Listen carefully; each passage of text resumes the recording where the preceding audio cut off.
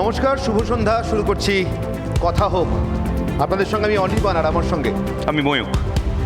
ময়ূক, আজকে আমরা কথা হোকের এই এপিসোডটাতে যা নিয়ে আলোচনা করতে চলেছি তা বহুদিন ধরে বাংলার রাজনীতিতে একটা চর্চিত বিষয়। না, এমনটা নয় যে এ রাজ্যে যবে থেকে পরিবর্তনের স্লোগানটা সামনে এলো, এ রাজ্যের রাজধানীতে মহানগরে যেদিন আমরা দেখলাম সকালবেলা উঠে হঠাৎ করে আমাদের কয়েকজন বয়োজ্যেষ্ঠ সহনাগরিক, মান্যগণ্য সহনাগরিক একটা হোর্ডিংয়ে যাদের মুখ রয়েছে তারা বলছেন পরিবর্তন চাই, ঠিক সেদিন থেকেই যে বুদ্ধিজীবীদের নিয়ে এই বিতর্কটা শুরু তা নয়, তারও আগে, আরও অনেক আগে, যখন এমন অনেক কিছু শহরে ঘটছিল, রাজ্যে ঘটছিল, দেশে ঘটছিল, যখন আমাদের এই সহনাগরিকদের মুখের দিকে আমরা অবাক হয়ে হাঁ করে তাকিয়েছিলাম, যদি তাদের মুখ থেকে একটা দুটো অমৃত বাক্য ঝরে পড়ে, যা থেকে আমরা একটু স্নাত হতে পারি, আমাদের বুদ্ধি, আমাদের বৃত্তি, আমাদের বিবেক আর একটু জাগ্রত হতে পারে, বা আমরা যাচাই করে নিতে পারি সব ঠিক আছে কিনা, সব ঠিক পথে চলছে কিনা, তখন তাদের হিরণ্ময় নীরবতা আমাদের প্রশ্নের মুখে দাঁড় করিয়েছিল। তবে কি আমরা ভুল, না ওরা ভুল? আসলে বুদ্ধিজীবী যদি দলে চলে যান, দলের যদি বুদ্ধিজীবী হন, তাহলে কি সেটা দলতন্ত্রের আয়োজন হয়ে দাঁড়ায়, নাকি বুদ্ধিজীবীরও নিরাপত্তা প্রয়োজন? বুদ্ধিজীবীকেও দলভুক্ত হতে হয়, বুদ্ধিজীবীর দল প্রয়োজন। আর দলের বুদ্ধিজীবী হলেই বা কিসের সমস্যা? নিরাপত্তার প্রয়োজন নেই, না খেয়ে মরবেন, অথবা অন্য দলের রোষে বা মৌলবাদীদের রোষে যদি মাথা যাবে বলে দাম ঘোষণা করা হয়, যাবেন কোথায় বুদ্ধিজীবী? সপক্ষে বলার মতো, সযুক্তি শোনার মতো একটা দল যদি থাকে, মন্দ কি ময়ূক? তুমি যতক্ষণ এই কথাগুলো বলছিলে তখন আমার মাথায় কবির একটাই কথা মাথায় আসছিল, কি নির্জীব নির্ঘাত এটা বুদ্ধিজীব। আমি জানি না বুদ্ধিজীবীরা এই কথাটাকে গালাগালের পর্যায়ে নেবেন কি না, কিন্তু কোথাও গিয়ে অনির্বাণ হঠাৎ করে মনে হচ্ছিল তোমার কথাগুলো শুনতে শুনতে, আমার মাথার দামও যদি কেউ নির্ধারণ করে দেয়, তার পরে কোথাও গিয়ে কি কোনো সরকারের হয়েই আমাকে আজীবন কথা বলে যেতে হবে? তাহলে আর সেই লেখাগুলোর কারণটা কি? সেই লেখাগুলোর যে ফসল, সেই ফসল আর কোথায় আমি ঘরে তুললাম? আমার বিবেক কোথায় সেই ফসলগুলো ঘরে তুললো? আমরা যখন এমন একটা সময় কথা বলছি, অনির্বাণ তুমি বলছিলে 2011 সালের কথা, আমরা এমন একটা সময় কথা বলছি যখন আমরা দেখেছিলাম অনেক অভিনেতা অভিনেত্রী তারা দ্বিধা বিভক্ত, তারা পক্ষ নিতে শুরু করেছে, এবং পক্ষ নেওয়ার পরে আমরা দেখলাম অনেকে বিধায়ক হয়ে গেল। তবে কি তারা একটা পর্যায়ে অবধি বুদ্ধিজীবী থাকে? এবং বুদ্ধিজীবীদেরও এক্সপায়ারি ডেট থাকে। বুদ্ধিজীবীরা একটা পর্যায়ে অবধি থাকে বুদ্ধিজীবী, এবং তারপরে দলের দাসে পরিণত হয়, বিধায়কে পরিণত হয়, সাংসদে পরিণত হয়। না, বুদ্ধিজীবী থাকা যায় সারা জীবন। তরুণ মজুমদার নিজেকে বুদ্ধিজীবী বলেছেন এবং সগর্বে বলে গেছিলেন শেষ দিন অবধি যে আমি একটি দলের আদর্শকে বিশ্বাস করি। আমরা এমন একটা সময় এই কথা হোকের অনুষ্ঠানটি করছি, তখন আমরা সেই শেষ দৃশ্য দেখেছিলাম তরুণ মজুমদার, লাল পতাকা জড়ানো এবং বুকে গীতবিতান রাখা। এই লাল পতাকা, বুকে গীতবিতান বা অন্য কোনো সবুজ পতাকা, গেরুয়া পতাকা, এটা সগর্বে কি বলাটা অপরাধ? মানে এই নিয়েই আজকের কথা হোক, কথার থেকে আরও নতুন কথা বাড়বে, এবং বুদ্ধিজীবীরা যারা তথাকথিত সাহিত্য শিল্পের সাথে আছেন, আবার কোথাও গিয়ে তারা রাজনীতির সাথে আসছেন, এই প্রত্যেকের এই মুহূর্তে যারা কথা বলবেন তাদের সাথে আমরা আলাপ করিনি। একেবারেই ডেকে নিই একে একে। একদম। দলের বুদ্ধিজীবী দলতন্ত্রের আয়োজন, নাকি বুদ্ধিজীবীর নিরাপত্তার প্রয়োজন? যারা পক্ষে বলবেন একে একে প্রথম তাদের ডেকে নিই। অধ্যাপক অম্বিকেশ মহাপাত্র সময় অধ্যাপনা করেছেন এবং তারপর একের পর এক আন্দোলনের সাথে যুক্ত হয়ে গেছিলেন কোনো একটা কম্পালশন থেকে, কোনো একটা ফটো শেয়ারের জন্য, কোনো একটা সোশ্যাল মিডিয়া পোস্টের জন্য। অনির্বাণ, বিপক্ষে যারা রয়েছেন তাদের মধ্যে থেকে আমি অনুরোধ করব সব্যসাচী চট্টোপাধ্যায় আইনজীবীকে আসার জন্য। সব্যসাচী চট্টোপাধ্যায় সগর্বে বলেন উনি বাম সমর্থক। যখনই কেউ বলে টেলিভিশন ডিবেটে তুমি তো আইনজীবী নও, বলো তুমি সিপিএম, তুমি হারমাদ, সব্যসাচী চট্টোপাধ্যায় হারমাদ লিখতেও অনেক সময় দ্বিধা বিভক্ত হননি। অনেকটা সব্যসাচী বাবুর মতোই প্রত্যয় নিয়ে, কিন্তু বুদ্ধি কেন ছাড়ব জীবিকার প্রয়োজনে, এভাবেই যিনি দাঁড়িয়ে আছেন শক্ত হয়ে, কবি অংশুমান কর। দেখে নেব তাকে।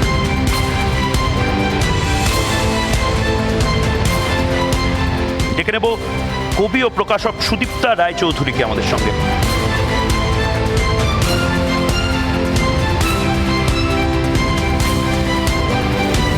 উল্টো থেকে আমি ডেকে নেব রুদ্রনীল ঘোষকে। রুদ্রনীল ঘোষ টানা একটা সময় একের পর এক চলচ্চিত্র করেছেন এবং তারপরে হঠাৎ করে রুদ্রনীল ঘোষ একদিন বললেন যে আমি কাজ পাচ্ছি না বাংলায় কোনো একটি রাজনৈতিক দল করবার জন্য। দেখে নেব কবি অমিত গোস্বামীকে।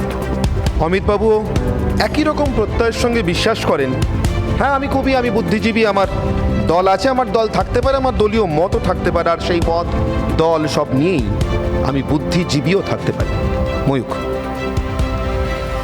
অনির্বাণ, যখন আমাদের দুদিকে দুটো পক্ষ নিয়ে ফেলেছেন 6জন মানুষ, দলের বুদ্ধিজীবী, দলতন্ত্রের আয়োজন নাকি বুদ্ধিজীবীর নিরাপত্তাও প্রয়োজন, দলীয় বুদ্ধিজীবী হয়ে নিজের স্ট্যান্ড পয়েন্টে যেটা ভুল সেটাকে ভুল বলা, যেটাকে ঠিক সেটাকে ঠিক বলা, আমি আমার মন ছোট্ট সংগঠন। আমরা প্রথমেই ডেকে নিই অনির্বাণ, প্রথম আমাদের যিনি বক্তা তাকে ডেকে নিই আমরা।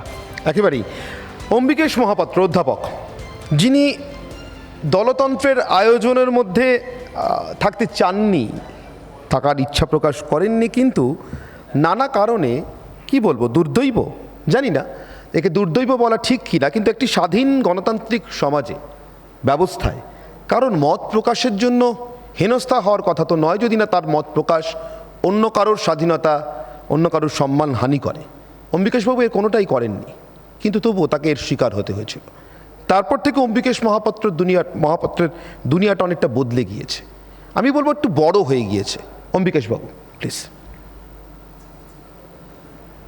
2011 সালে রাজ্য সরকারের পালাবদল সাংবিধানিক পরিকাঠামোর মধ্যে অত্যন্ত স্বাভাবিক ঘটনা, কিন্তু তারপর 1 বছর না যেতে যেতেই আমার জীবনে যে ঘটনা ঘটেছিল সেটার উল্লেখের প্রয়োজন আছে এই আলোচনাতে। আমি বিশ্ববিদ্যালয়ে অধ্যাপনা করি, যাদবপুর বিশ্ববিদ্যালয়ে। রাত্রিবেলা বাড়ি ফিরছিলাম, হঠাৎ পরিষ্কার করে বললে যেটা দাঁড়ায়, রাজ্যের মুখ্যমন্ত্রীর সচিবালয়ের পরিকল্পনা অনুযায়ী কলকাতা পুলিশকে সঙ্গে নিয়ে দুষ্কৃতী বাহিনীকে জড়ো করে, আমি যে সময় আবাসনে বাস করি নিউগড়িয়ার সময় আবাসন, সেখানে 70-80 জন লোক জড়ো করে আমাকে মারধর করা হয়, আমাকে পুলিশকে দিয়ে গ্রেপ্তার করানো হয়, রাত্রে লকআপে রাত্রিবাসের ব্যবস্থা করা হয় এবং পরের দিন আলিপুর ক্রিমিনাল কোর্টে নিয়ে গিয়ে আমার বিরুদ্ধে একটা ক্রিমিনাল কেস দায়ের করা হয়। কী কারণ?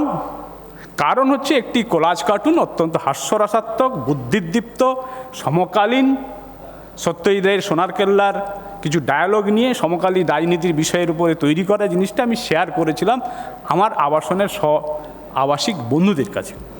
কিন্তু যারা অভিযোগ জানালো, যারা মারধর করলো, তারা আমার আবাসিকও নয়, আমার যাকে আমি শেয়ার করেছিলাম তাদের কেউই না। এই একটি ঘটনা থেকে অত্যন্ত পরিষ্কার যে রাজ্যের প্রশাসনে তখন যারা ছিলেন তাদের দৃষ্টিভঙ্গিটা কী, সংবিধান বিরোধী, গণতন্ত্র বিরোধী, মানবতা বিরোধী এবং স্বাধীন মত প্রকাশের অধিকারকে যেন তেন প্রকারেণ গলা টিপে হত্যা করতে হবে। যে রাজ্যের সরকার সারা রাজ্য জুড়ে একটা ভয়ের বাতাবরণ তৈরি করে দলীয় শাসন, দুষ্কৃতীদের শাসন এই ভারতীয় সংবিধানের পরিকাঠামোর মধ্যে কায়েম করতে চায়, সেই চাকরির নিরাপত্তা এবং জীবনের নিরাপত্তা না দেয়, সেই বুদ্ধিজীবীও, তথাকথিত বুদ্ধিজীবীও তার কথাটা পরিষ্কার করে বলবার সাহস পায় না। এটা সাধারণ ঘটনা। তার মধ্যে দাঁড়িয়ে যারা মেরুদণ্ড সোজা রেখে কথা বলতে পারে সে সংখ্যাটা সবসময় নগণ্য হয়। আমাদের ভারতীয় সংবিধান অনুযায়ী যেটা হওয়া উচিত ছিল যে এখানে গণতন্ত্র যেহেতু কায়েম রয়েছে, সবার মত প্রকাশের অধিকারটা স্বাধীনভাবে থাকার কথা।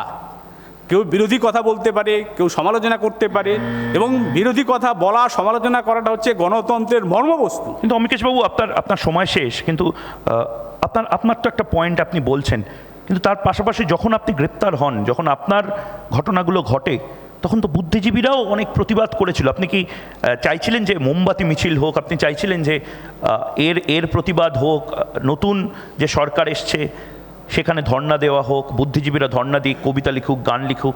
না, 11 সালের আগে বুদ্ধিজীবীরা, আমার যেটা ধারণা বিশ্লেষণ, যে তারা অনেকটা তাদের কথা বলবার মতো একটা পরিসর, গণতান্ত্রিক পরিসর তাদের কাছে ছিল, কিন্তু 11 সালের পরে সেটা নেই। কিন্তু আপনি আমাদের সঙ্গে থাকুন, একটু থাকুন।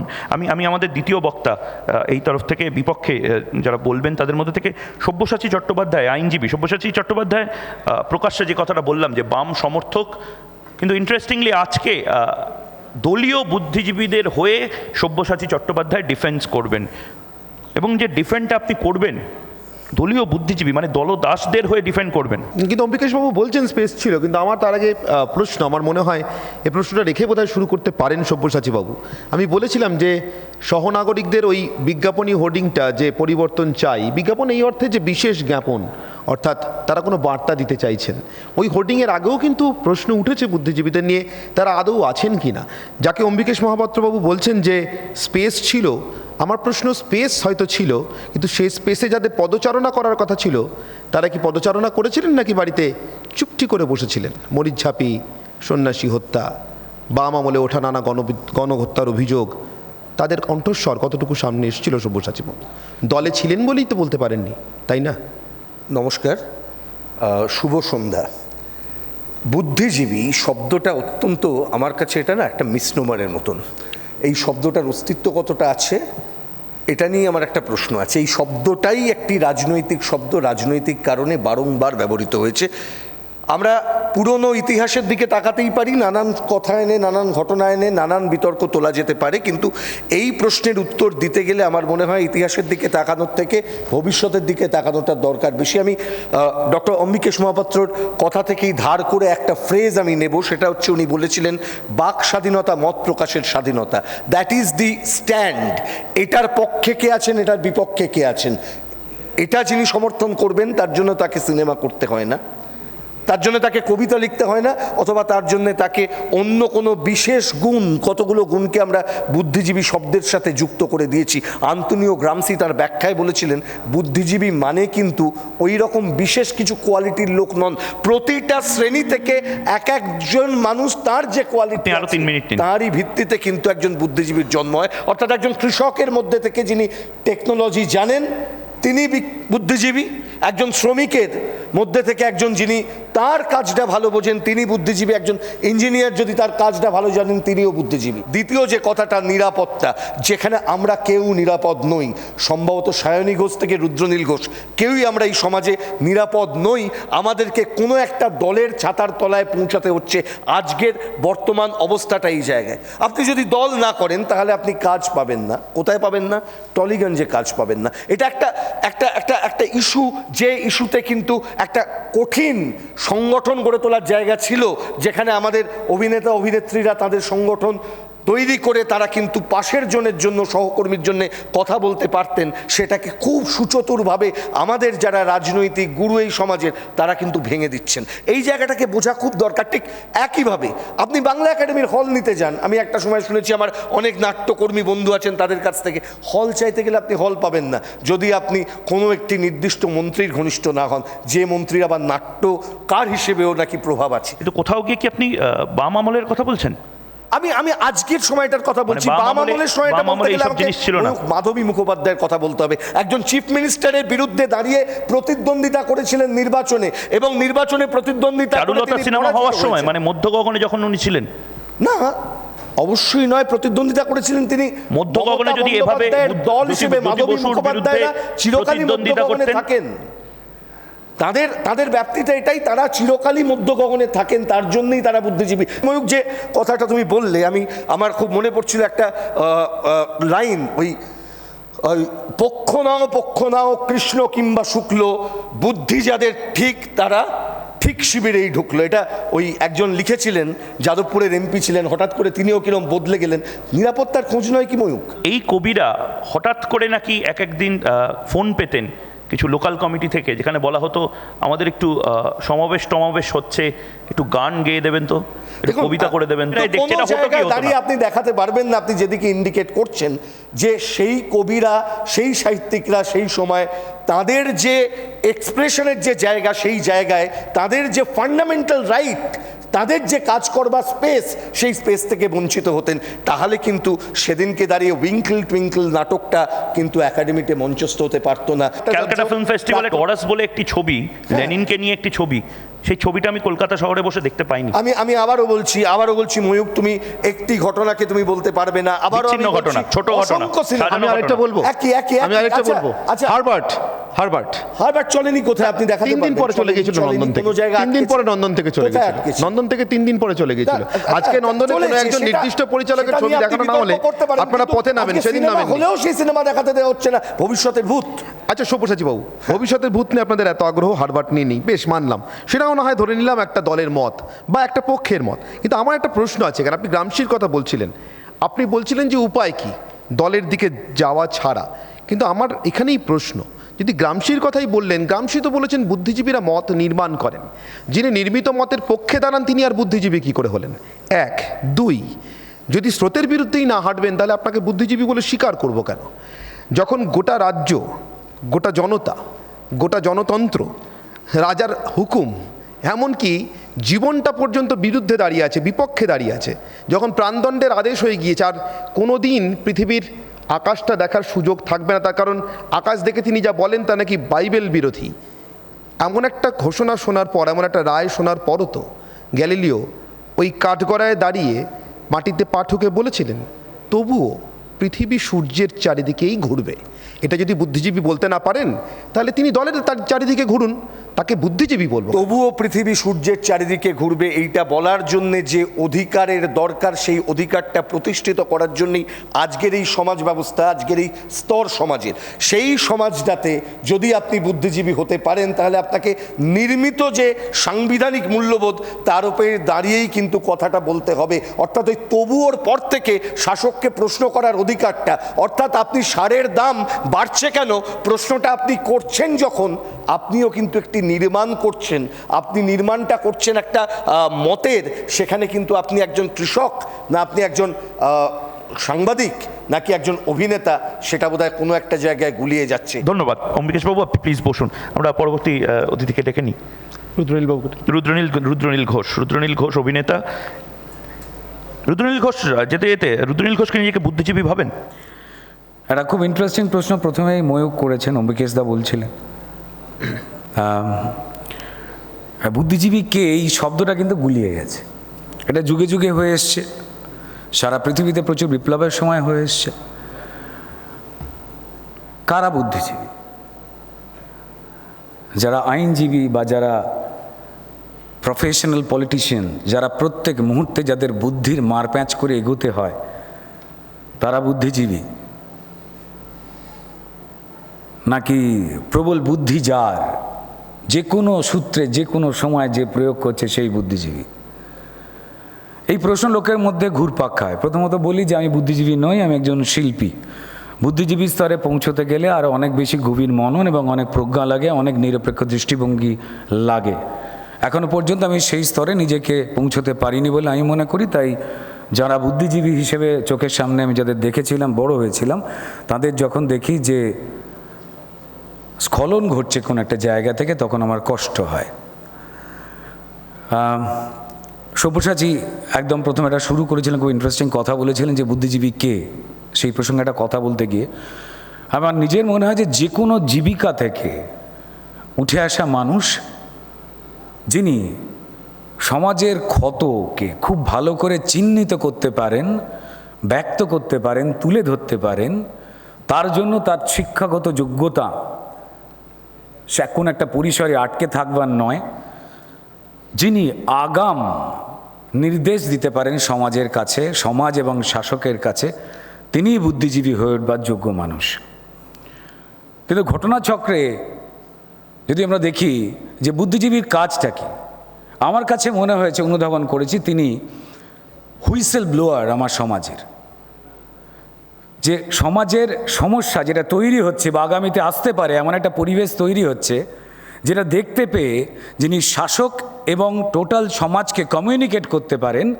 শুভ দিকে নিয়ে যেতে পারেন সমস্যা তুলে ধরা এবং সমস্যার সমাধানের রাস্তা যারা দেখাতে পারেন তারাই কিন্তু বুদ্ধিজীবী এবং খুব কঠিন কাজ কারণ সেই কাজটা নিরপেক্ষতার সঙ্গে করতে হয় আমরা দেখেছি এই ঘটনা ঘটে এসছে কিন্তু খুব অদ্ভুত ঘটনা 2011 সালের পর থেকে ধীরে ধীরে কিন্তু এই বুদ্ধিজীবীদের খুব একটা অদ্ভুত ধরনের পজিশনিংয়ে চলে আসতে হলো এবং সেই প্রক্রিয়া কিন্তু ধীরে ধীরে তৈরি হলো আমরা যারা চোখের সামনে দেখেছি যদি সত্যি কথা বলতে হয় হয়তো কম বেশি আমরা জড়িয়েছি তার মধ্যে বা কেউ লক্ষ্য করেছি চুপচাপ তো আমরা ক্রমাগত এই ঘটনা দেখেছি যে তারা সরকারের ঘুম ভাঙাতে গিয়ে, সমাজের ঘুম ভাঙাতে গিয়ে, রাজাকে ঠেলে তুলতে গিয়ে, হুইসেল ব্লোয়ার এর কাজ করতে গিয়ে, রাজার ঘুম ভাঙাতে গিয়ে রাজার পাশের পাশ বালিশ জড়িয়েই ঘুমিয়ে পড়ল। হুইসেল ব্লোয়ারের কাজ থেমে গেল। রুদ্রনীলবাবু, আপনার যেহেতু সময় শেষ হচ্ছে, তাই আমার দিক থেকে একটা ইন্টারজেকশন। আপনারা কেন বারবার, আমি অম্বিকেশবাবু বলছিলেন, আমি শুনছিলাম, 11-র পর থেকেই এটাকে চিহ্নিত করছেন? মানে এই যে হুইসেল ব্লোয়ার বুদ্ধিজীবীদের বাঁশি সময় বুঝে বাঁচা বা দল দেখে বেজে ওঠে, এটা 11-র পরে হয়েছে, 11-র আগে ছিল না। আমি তো অনেকগুলো ঘটনার কথা এখনই আমার মনে আসছে। আমি ছোট আঙারিয়ার কথা বলতে পারি, আমি এই পশ্চিমবঙ্গ শহরে, এই কলকাতাতে, মহানগরীতে মহাকরণ অভিযানে গিয়ে 13 জন যুব কংগ্রেস কর্মীর নিহত হওয়ার ঘটনার কথা বলতে পারি পুলিশের গুলিতে। আমি বলতে পারি বিজন সেতুতে সন্ন্যাসী হত্যার ঘটনা। আমার মনে পড়ছে মরিচঝাপির ঘটনা। কোন বুদ্ধিজীবীর বাঁশি সেদিন বেজেছিল রুদ্রনীলবাবু? সেদিন বুদ্ধিজীবীরা ওই একই রকমভাবে রাজার ঘুম ভাঙাতে গিয়ে রাজার পাশে বালিশ জড়িয়ে শুয়ে পড়েননি? দেখুন, বিচ্ছিন্ন ঘটনা আর রোজের ঘটনায় দুটোর মধ্যে একটা বিরাট বড় তফাৎ রয়েছে, এটা আপনাদের মাথায় রেখে দিতে হবে। বিচ্ছিন্ন ঘটনা ডেফিনেটলি ঘটেছিল, চিরকালই ঘটে এসছে, সমাজে সবসময় ঘটে এসছে।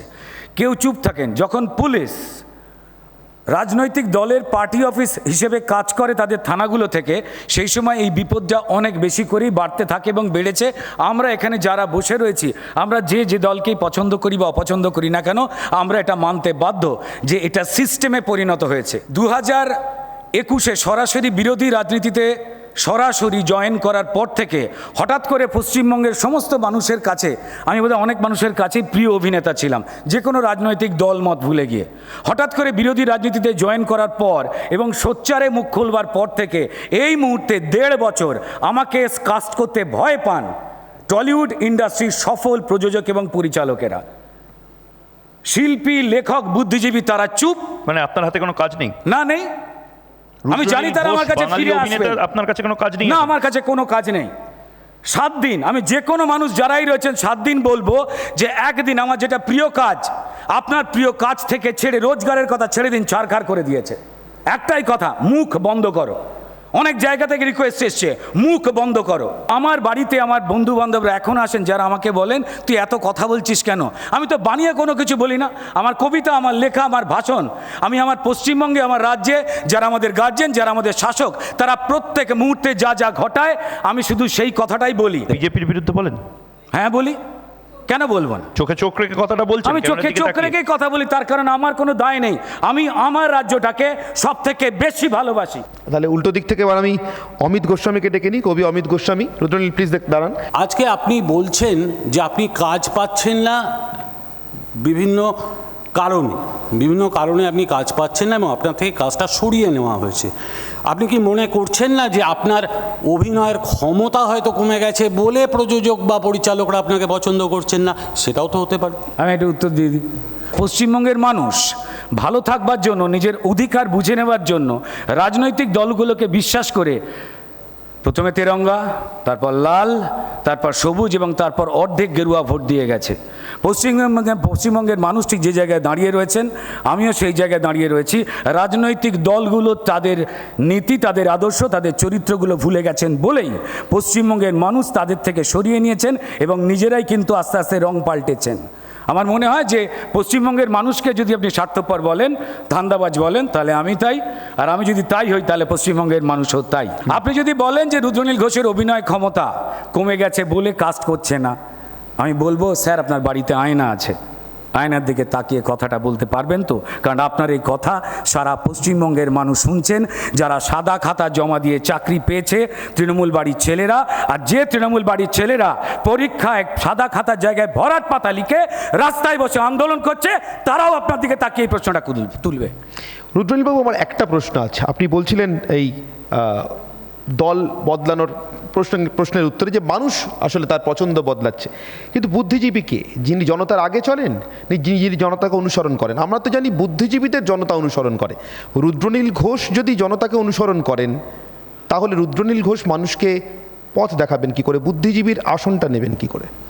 আমি আবার বললাম যে বুদ্ধিজীবীর শব্দটা অত্যন্ত কঠিন এবং তার জন্য অনেক বেশি ত্যাগ লাগে, তিতিক্ষা লাগে, লোভের বাইরে থেকে বেরিয়ে আসতে হয়। আমি আবার বলছি, দেখুন, চাকরি চুরি, বাণিজ্য চুরি, কয়লা চুরি, বালি চুরি, আমার যে বন্ধু বান্ধবরা তৃণমূলের এমপি হয়ে রয়েছেন বা অন্য কোনো পদ সামলাচ্ছেন বা এমএলএ হয়েছেন, তারা কেউ এমনটা নয়, কেউ নন তারা। এবং তারা নন বলেই কিন্তু যখনই দুর্ঘটনাগুলো ঘটে, যখন আনিস হয়, যখন বকটুই হয়, যখন হাঁসখালি হয়, তখন তারা লজ্জায় ফোন বন্ধ করে দেন। তারা সত্যিকে ফেস করতে চান না। আমি নিজে দাবি নিয়ে বলছি, এই চ্যানেল থেকে নিশ্চয়ই ফোন করা হলেও আমার এই বুদ্ধিজীবী বন্ধুরা কিন্তু বা শিল্পী বন্ধুরা কিন্তু ফোন বন্ধ করে দিয়েছেন, আমি 100% শিওর। আমি এবার অমিতবাবুর কাছে যাবো। অমিতবাবু, অভিযোগগুলো কিন্তু ভীষণ কড়া। বুদ্ধিজীবীর প্রাণ কাঁদার কথা শুধুমাত্র রক্ত দেখলেই, রক্তের রং দেখলেই, রক্তপাত যার হচ্ছে তার রং দেখে নয়, কিন্তু এ রাজ্যে সেটাই হচ্ছে। শুধু তাই নয়, প্রাণ কাঁদা তো অনেক পরের কথা, বিবেকের কান্না যদি কোথাও থেকেও থাকে সেটাও অনেক সময় নীরব হয়ে যাচ্ছে, শোনাই যাচ্ছে না। তার কারণ যার জন্য কাঁদবো তিনি আগে কোন দিকে আছেন, আর তার জন্য কাঁদলে আমার ভবিষ্যতে কাঁদতে হবে কিনা, এমন ধান্দাবাজি অবস্থান নিচ্ছেন বুদ্ধিজীবীরা, বলছেন রুদ্রনীল ঘোষ।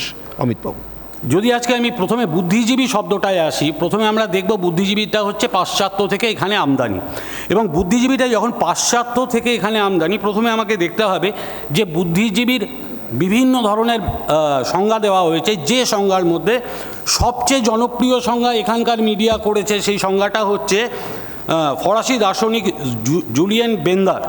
তিনি বলেছেন যে প্রকৃত বুদ্ধিজীবী তারাই যারা জাগতীয় লাভের ঊর্ধ্বে উঠে নিঃস্বার্থ এবং আপোষহীন জ্ঞান চর্চায় ব্যস্ত থাকেন, সত্য উচ্চারণে তারা থাকেন নির্ভীক, এমনকি সত্য প্রকাশের জন্য প্রাণ সংশয়ের মতো ঝুঁকি নিতেও তারা দ্বিধা করেন না। এটা এই শব্দটা বলেছিলেন জুলিয়েন বেন্দা। কিন্তু ইতালির বামপন্থী বুদ্ধিজীবী তিনি গ্রামসি, তিনি বলেছিলেন সব মানুষই বুদ্ধিজীবী, কিন্তু সমাজে সকলের ভূমিকা বুদ্ধিজীবী নয়।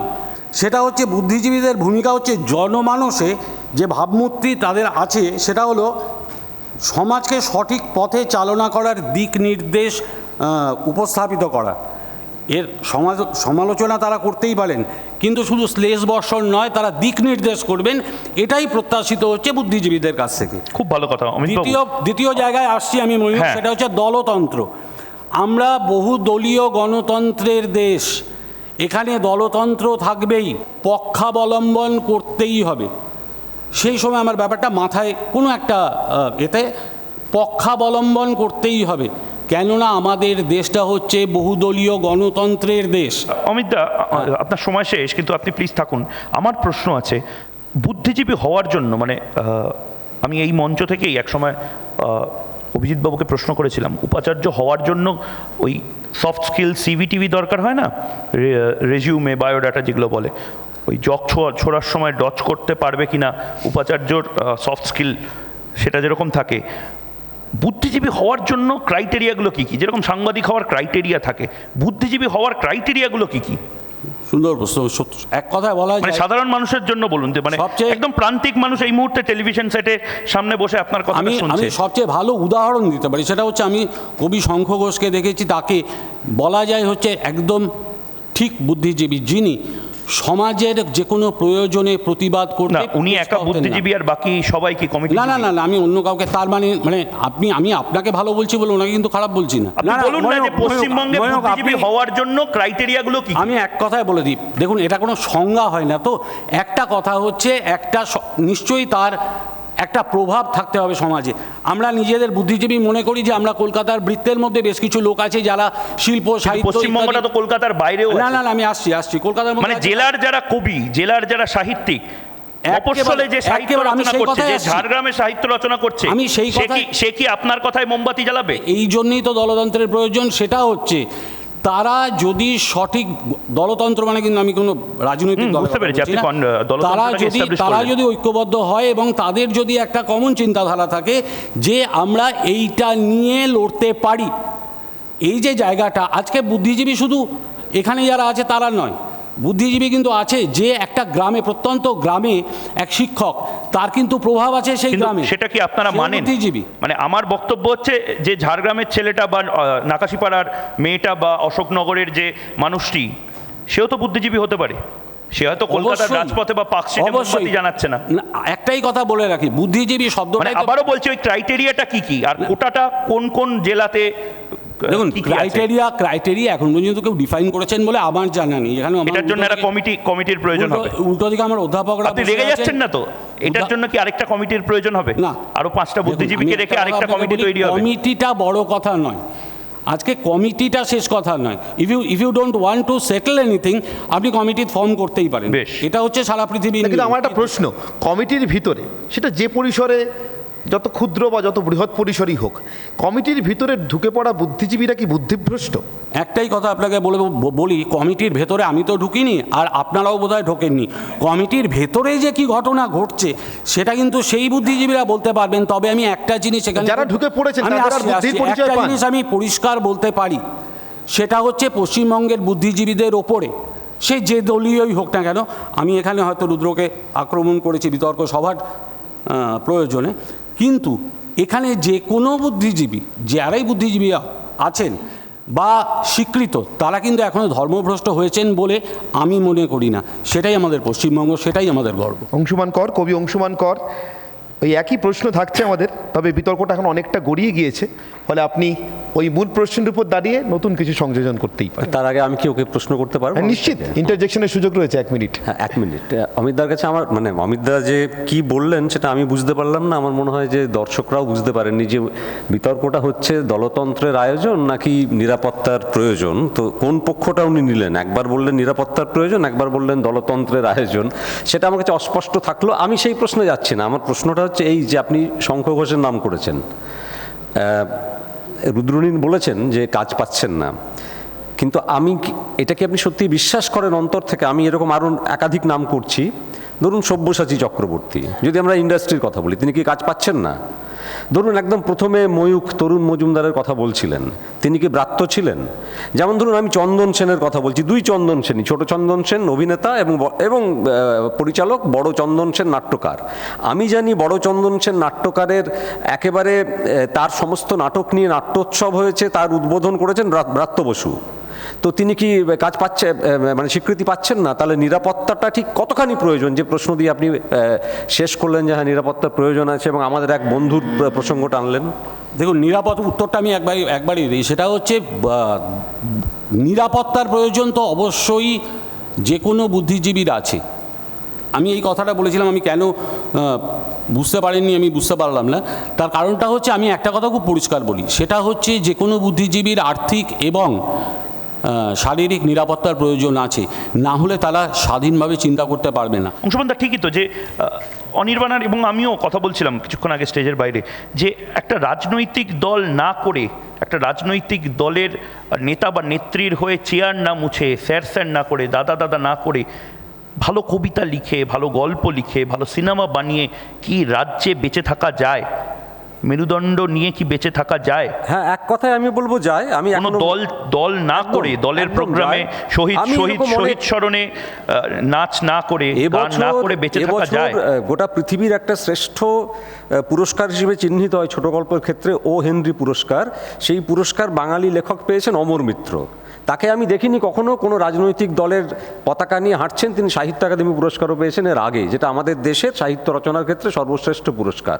আমি একজনের নাম করলাম মাত্র।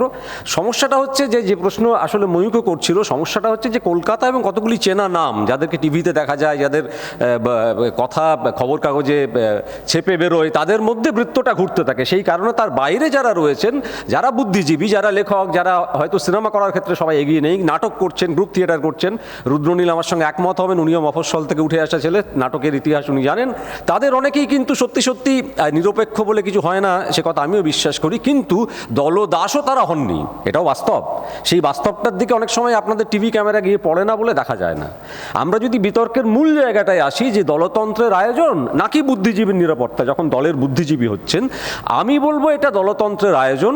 বুদ্ধিজীবীর নিরাপত্তা এর সঙ্গে খুব বেশি সংযুক্ত আছে বলে আমি মনে করি না। যদি থাকতো না, তাহলে অম্বিকেশ মহাপাত্র আজকে এখানে বসে থাকতেন না, মামলা লড়তেন না। যদি থাকতো না, ওই নিরাপত্তার অভাবে তাকে একদম গিয়ে পায়ে লুটিয়ে পড়তে হতো, হয়তো লুটিয়ে পড়েননি।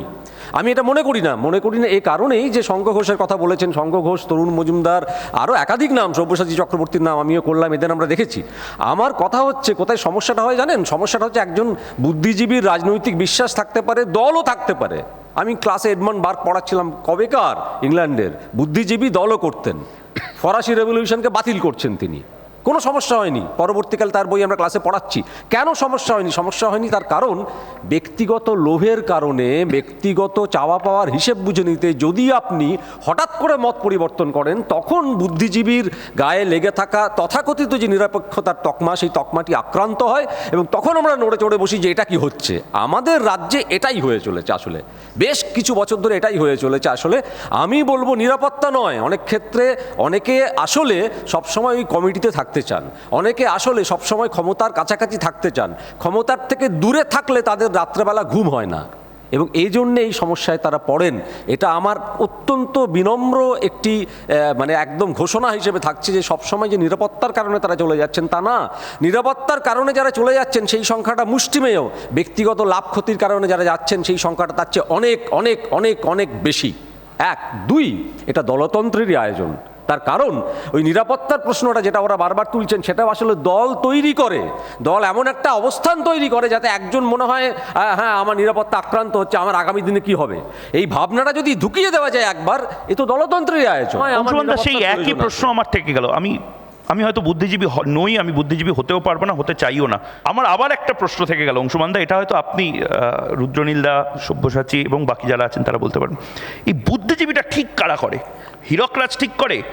রাজা ঠিক করে এই কালকে থেকে তুই বুদ্ধিজীবী হয়ে গেলি, তুই কবিটা লিখিস না, তুই 3টে সিনেমা বানাসনি কলকাতা শহরে, এবং তার যে 50 কিলোমিটারের মধ্যে যারা কলকাতা শহরের ভরকেন্দ্রে থাকতে পারে, দেখতে পারে, কই আমি তো দেখতে পাইনি এখন অবধি যে এই যে প্রত্যন্ত গ্রাম থেকে উঠে এসছে যে ছেলেটা, যে এখানে এসে কাজ করার চেষ্টা করছে, তাকে প্রতিদিন তো এই স্ট্যাম্পটা নিয়ে ঘুরতে হচ্ছে যে তুমি এখনও ইন্ডিপেন্ডেন্ট একজন ফ্রিল্যান্সার। তাকে তো এখনও একটা পয়েন্টে, যেটা আপনি বলছেন, ঠেলে দেওয়া হচ্ছে যে একটা দল করো, একটা সিন্ডিকেট করো, একটা লাইসেন্স নিয়ে নাও, একটা কার্ড নিয়ে নাও, তারপরে বোধহয় তোমার ভালো ভালো সিনেমা ছবি হবে। রুদ্রনীল ঘোষ আমি জানি না, হাওড়া থেকে উঠে এসছেন, কিন্তু এখানে শঙ্কর ঘোষও রয়েছেন হাওড়া থেকে, মাঝখানে ভায়া হায়দ্রাবাদ থেকে শঙ্কর ঘোষ রয়েছেন। শিলিগুড়ির একটা ছেলে এখানে আসার পরে টালিগঞ্জ পাড়ায় কি সত্যি, বা আপনাদের একাডেমি পাড়ায় কি সত্যি তাদের জায়গাটা এতটা খোলা থাকে? আগে আমি একটা কবিতা লিখেছিলাম, সেই কবিতার শেষ লাইন ছিল ঈশ্বর কলকাতায় থাকেন। তো এই কলকাতা কেন্দ্রিকতা আছে, জানো তো, এটা অস্বীকার করা যায় না। এবং আমার বইটার নাম ছিল বাঁকুড়া, পুরুলিয়া, কলকাতা, যে বই এই কবিতাটা প্রকাশ পেয়েছিল। তো ঈশ্বর সত্যি, আমরা যদি তাত্ত্বিকভাবেও দেখি না, বুদ্ধিজীবীও আসলে নির্মাণ করা হয়, একেবারে সত্য। কিন্তু তার বাইরে উল্টো দিকে কি কেউ বুদ্ধিজীবী নন? ভাড়ারাও কি বুদ্ধিজীবী নন? আর আমরা আলোচনাটাকে সারাক্ষণ কেবল পশ্চিমবঙ্গ কেন্দ্রিক রাখছিই বা কেন? আমার বড় প্রশ্ন হচ্ছে এই যে এই যে নিরাপত্তার প্রয়োজন, এই নিরাপত্তার প্রয়োজনকে সম্পূর্ণ অস্বীকার করে সর্বভারতীয় প্রেক্ষিতে একাধিক কবি, লেখক, শিল্পী এবং মানে অভিনেতার নাম করা যায় যারা কিন্তু দলদাস হননি। আমি দল করায় সব্যসাচীবাবু হ্যাটস অফ, উনি বলছেন যে আমি এই বামপন্থী জীবনীকে চিহ্নিত করতে চাই, আমার কোনো আপত্তি নেই। একজন বুদ্ধিজীবী একটি দল এবং একটি মতাদর্শকে সমর্থন করতে পারবেন না, এ কথা কোথাও কোনোদিন আজ পর্যন্ত লেখা হয়নি। গ্রামসি কে ছিলেন? গ্রামসিও তো বামপন্থীই ছিলেন একজন চিন্তক হিসেবে। সমস্যাটা হচ্ছে আমি দলদাস হয়ে যাচ্ছি নাকি যাচ্ছি না। বুঝলাম, অনেক বিবশতাও থাকে। যে নিরাপত্তার কথা উঠছিল, তো মানিক বন্দ্যোপাধ্যায়ের কথা আমরা জানি, একরকম প্রায় না খেতে পেয়ে, প্রায় বিনা চিকিৎসায়, কারণ তখন কমিউনিস্ট পার্টির কাছেও সোকল্ড ফান্ড বলতে যেটা বোঝায় সেটা ছিল না। মানিক তাদের লোক হলো, মানে দলীয় সদস্য হলো, তারা চিকিৎসা করাবেন, ভালো খাওয়াবেন, পড়াবেন, অ্যাটলিস্ট একটা স্যানিটোরিয়ামে পাঠাবেন। কিন্তু আমি বলছি আরও অনেক পরের কথা। আমি জ্যোতি বসুর আত্মজীবনী উদ্ধৃত করে আপনাকে বলছি, কলকাতায় খাদ্য আন্দোলনের পরে পুলিশের লাঠিচালনায় 59 জন মারা গেছেন রাজপথে। এক প্রখ্যাত পরিচালকের কাছে সই সংগ্রহ করতে যাওয়ার কথা। জ্যোতিবাবু লিখছেন যে তিনি আমাদেরকে, মানে নানা লোক ঘুরিয়েছেন, কিন্তু এই ভদ্রলোক ঘোরাননি অন্তত। তিনি খুব স্পষ্টবাদী ছিলেন, পরিষ্কার বলেন, দেখুন আমি সরকারি টাকায়, মানে এনএফডিসির টাকায় ছবি নির্মাণ করি, ফলে এতে সই দিলে আমার কিছু সমস্যা হতে পারে বলে একজনের নাম বললেন। অমুকে যদি সই করে দেন তাহলে আমার সই করতে অসুবিধা নেই। তার মানে তিনি এমন একজন বুদ্ধিজীবীদের মধ্যে যিনি হয়তো এনএফডিসির টাকায় ছবি নির্মাণের 5টা করিয়ে দিতে পারবেন। এটা কি জ্যোতি বসুর সময় ছিল না? এখনো এই প্রচলনটা আছে? আমার প্রশ্ন, নিরাপত্তার প্রয়োজন এখন নেই কি? মানে তখন যদি থাকে তাহলে এখন কেন নেই? উনি আগে সই করেছেন কি? আচ্ছা, আমিও তাহলে সই করে দিচ্ছি। এই প্রচলনটা, আমি দুষ্টু কথা বলছি না, নির্বিষ প্রশ্ন করছি, এটা কি হয় সাধারণত? হ্যাঁ, হয় তো। মানে আমরা যারা বুদ্ধিজীবীদের এই কোনো লাভ নেই তো। গজতন্ত্র বিনারের বাইরে আমরা যখন নেমেছি আমাদের উপরে এই প্রশ্নের মুখে আসতে হয়েছে, উনি কি সই দিয়েছেন, তাহলে সই দেবো। আমি কিন্তু আবারও বলছি, আমার বলার কথাটা ছিল বুদ্ধিজীবীর নিরাপত্তাটাকেই যদি আমরা মনে করি যে দল পরিবর্তনের বা দলদাস হওয়ার যে শব্দগুলো তোমরা বারবার ব্যবহার করছো প্রধানতম কারণ, আমি বলবো তা নয়। তার চেয়ে অনেক বড় কারণ হচ্ছে ওই নিরাপত্তার অভাবহীনতাটা আসলে একাধিক দল মিলে তৈরি করছে। তার কারণ দলের এই আয়োজনটুকু চাই, দলের বুদ্ধিজীবীদের চাই। কেন চাই জানেন? তার একটা কারণ হচ্ছে মমতা বন্দ্যোপাধ্যায়ের উত্থানটা যদি আমরা দেখি, ওই পোস্টার যদি না পড়তো, তার আগে মমতা বন্দ্যোপাধ্যায় মান্যতা পাননি পশ্চিমবঙ্গের রাজনীতিতে নয়, আমি বলবো ইন্টেলেকচুয়ালসদের কাছে মান্যতা পাননি। গ্রামে গঞ্জে কি তার জনপ্রিয়তা ছিল না? ছিল। তার মিটিংয়ে কি ভিড় হতো না? হতো, কিন্তু জিততে পারতেন না, দল হিসেবে জিততে পারতো না তৃণমূল। তার কারণ বারবার আমরা যে কথাটা বলছি, যে কথাটা তোমরাও বলেছো অনির্বাণ এবং ময়ূক, যে বুদ্ধিজীবীরা এগিয়ে থাকেন বলে মনে করা হয়, তারা পথ দেখান বলে মনে করা হয়। এবং সেইখান থেকে হুইসেল ব্লোয়ারের যে কথাটা বলেছেন রুদ্রনীল, ওই একই কথা, যে তারা যে সিগন্যালটা দিচ্ছেন সেটা গৃহীত হয় জনমানসেও। জনমানসের যে সাধারণ মেধা, তার চেয়ে এটা মেনে নিতে হয় যে বুদ্ধিজীবীদের মেধা আর একটু ওপরে থাকে। এবং সেই কারণেই কিন্তু দলতন্ত্র এই আয়োজনটা করে, যে বুদ্ধিজীবীদের আমার সঙ্গে চাই, দল চায়, মান্যতা পেতে চায়, গৃহীত হতে চায়। বেশ বেশ, অংশুমান দা আপনি বসুন, আমাদের পরবর্তী বক্তাকে আমরা ডেকে নিই। আমাদের শেষ বক্তা সুদীপ্তা রায়চৌধুরী, কবি এবং প্রকাশক। আজকের মূল মোশন তো আছেই সুদীপ্তা, কিন্তু ডিবেট যেখানে এসে দাঁড়িয়েছে এই মুহূর্তে, জল চলতে চলতে, তাতে করে অংশুমানবাবু যা বলে গেলেন তার পরিপ্রেক্ষিতে আমার তো এই প্রশ্নটা মাথায় আসছে, দল যদি বুদ্ধিজীবী যদি কোনো রাজনৈতিক নেতা বা দলের গ্রহণযোগ্যতা নির্মাণ করেন, তাহলে তিনি কি কোনো এক সময় তার প্রতিদানও বুঝে নিতে চান? তাই কি নিরাপত্তার কথা? নমস্কার, শুভ সন্ধ্যা। সোভিয়েত রাশিয়া যখন ভেঙে পড়ল, তার আগে একটি প্রবন্ধ লিখেছেন ম্যাক্সিম গোর্কি, হে সংস্কৃতির প্রভুরা, আপনারা কার পক্ষে? কোনো একটি পক্ষ নেওয়া বুদ্ধিজীবী যদি নিয়ে থাকেন, কারণ কোনো মানুষ রাজনীতির ঊর্ধ্বে নন, প্রতিটি মানুষের একটি রাজনৈতিক মতবাদ রয়েছে। যে ছেলেটি বলছে আমি পার্টি করি না, আমার কাছে পার্টি মানে স্যাটারডে নাইট, সেও যখন বোতামের সামনে পৌঁছচ্ছে তার গণতান্ত্রিক অধিকার প্রয়োগের জন্য, সেও তখন একটি পক্ষ নিচ্ছে। পক্ষপাত থাকবে না, এটা আমি বিশ্বাস করি না। তাহলে সমস্যাটা কোথায়? সমস্যাটা হচ্ছে শাসকের মায়ালেশহীন চোখে যে চোখ রাখতে না পারে সে বুদ্ধিজীবী নয়। বুদ্ধিজীবীর চরিত্র হবে সেই জায়গাটাই যে শাসক আর সাধারণ মানুষের মাঝখানে নো ম্যানস ল্যান্ডে তার অবস্থান থাকবে, কারণ তিনি একটি বিশেষ গুণ নিয়ে এসেছেন, তাকে মানুষ ওইভাবেই চেনে। তিনি যদি নগ্ন হয় বুদ্ধিজীবী তাহলে সেই বুদ্ধিজীবীর খেতাব চলে যায়, তাকে মাথায় রাখতে হবে। শুধু তো এই খেতাবটা দেয় কে? প্রশ্নটা এখানেই। খেতাবটাকে সমাজ দিয়েছে, কোনো রাজনৈতিক দল। সমাজ মানে এই মুহূর্তে যারা টেলিভিশন দেখছেন, আপনারা ইউটিউবে লিখেন না, আপনারা দিয়েছেন। সমাজ দিয়েছে। আজকে আমি সমাজ দিয়েছে না, শাসক দিয়েছে, আর নির্দিষ্ট কিছু সংবাদ মাধ্যম দিয়েছে। বরং ওনার আজকে ইয়ে হয়েছে, উনি বলছেন যে কাজ পাচ্ছেন না, অথচ আমরা দিকে একটু আগে প্রফেসর চক্রবর্তীর কথাও হলো, আবার আমরা কথা বলতেও পারি সৌমিত্র চট্টোপাধ্যায়ের কথা। কাজ পাননি এই অভিযোগ কিন্তু কেউ তোলেননি, তাদের প্রত্যেকের সেটি স্বঘোষিত রাজনৈতিক মতবাদ ছিল। তাহলে আমরা লোরকার একটা কবিতা, আমার একটু লাইন মনে পড়ছে, আমি একটু বলি সেটাকে, এটা বাংলা করে বলছি, যে গোলাপ কখনো ভোরের সন্ধান করে না, সে আপন কর্মে আপনি কালোজয়ী, তার অন্য কিছুর সন্ধান চাই। এই অন্য কিছুর সন্ধানটা সমাজকে দিতে পারে একজন বুদ্ধিজীবী। এই বুদ্ধিজীবীর দায়িত্ব অনেক অন্যরকম, তাকে নির্লিপ্ত হতে হবে। রাজার মুকুটও যদি তার মাথায় থাকে, তাহলেও তাকে রাজা তুই কাপড় পরিষ্টি কাল প্রশ্ন করার জায়গায় থাকতে হবে।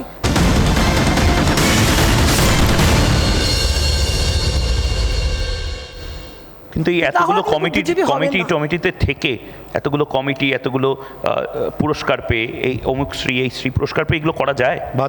আমি 10 বছর পশ্চিমবঙ্গ সরকারের একটা পদে ছিলাম, কোনো কমিটি না, রীতিমতো সরকারের পদে ছিলাম। আমি কিন্তু অনেক প্রশ্নও করেছি, আবার অনেক প্রশ্নের উত্তরও দিয়েছি। আমায় কিন্তু কেউ কখনো রাজনৈতিক প্রশ্ন করার জন্য সরিয়ে দেয়নি। আমি যেমন নদিয়ার যে ঘটনাটা যে রেপের ঘটনাটা ঘটেছিল, আমি অন্য একটি চ্যানেলে ছিলাম, সেখানে আমাকে প্রশ্ন করা হয়েছিল যে মমতা বন্দ্যোপাধ্যায়ের যে বক্তব্য, আমি মমতা বন্দ্যোপাধ্যায়কে অত্যন্ত শ্রদ্ধা করেও বলছি, যে বক্তব্যটা রেখেছেন ইত্যাদি প্রভৃতি যেগুলি বলেছিলেন আপনারা সবাই জানি, আপনি কি এর সমর্থক? স্ট্রেট প্রশ্ন করা হয়েছিল, আমি বলেছিলাম না, এইটা উনি অন্যভাবেও বলতে পারতেন। এর জন্য আমাকে কোনোদিন কোনো সমস্যা ফেস করতে হয়নি। সত্যি কথা বলার জন্য, সত্যি কথা বলার আনুগত্য এক জিনিস নয়।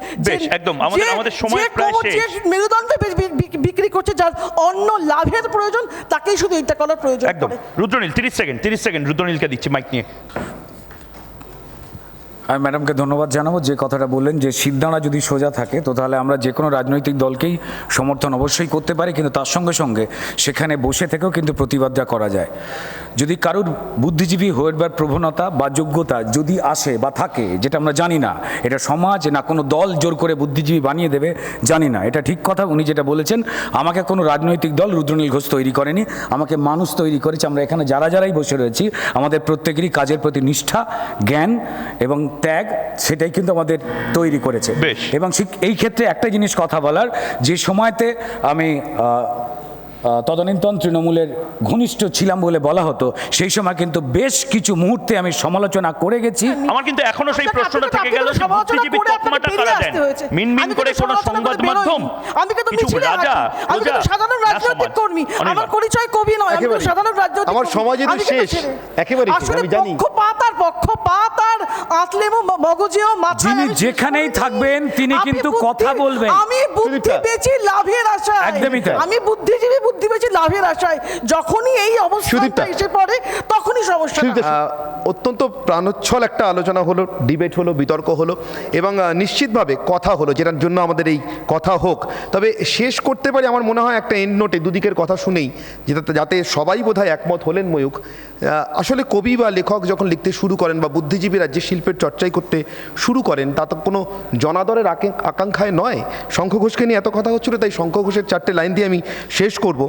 জনাদর যদি ভুলে যেতে পারো, ছেড়ে দিতে কিসে ভয়, তোমার জপের কেন্দ্রে তো শুধু ক্ষমতা শীর্ষ নয়। ময়ূক, একদমই তাই। এবং এখানেই আজকে আমাদের কথা হোক শেষ করছি। অন্য সমস্ত খবরের জন্য চোখ থাক রিপাবলিক বাংলায়। কথা হবে চোখে চোখ রেখে। নমস্কার।